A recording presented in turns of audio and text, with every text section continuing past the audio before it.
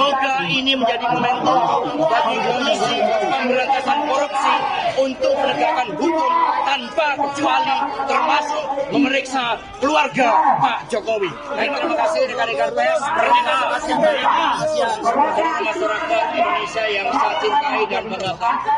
Terima kasih.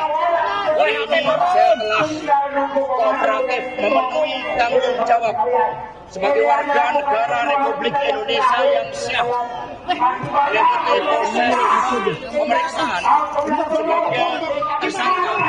Dan ada 62 pertanyaan yang saya jawab dari penyidik KPK juga sangat ramah, sangat kooperatif.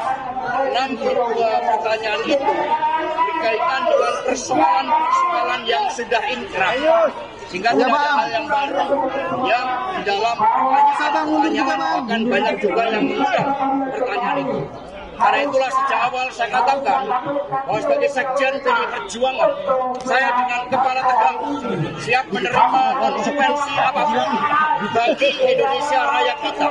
Karena Indonesia dibangun dengan pengorbanan jiwa dan raga. Kita adalah negeri pejuang. Sehingga saya tidak pernah menyesal. Saya akan terus berjuang dengan api semangat yang menyala-nyala.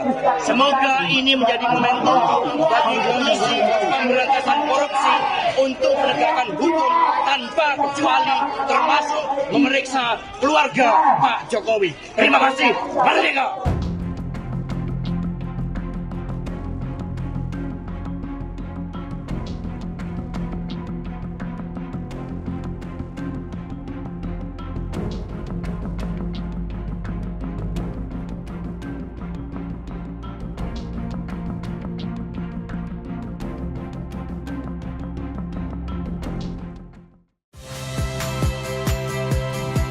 Saya, Cynthia Rompas.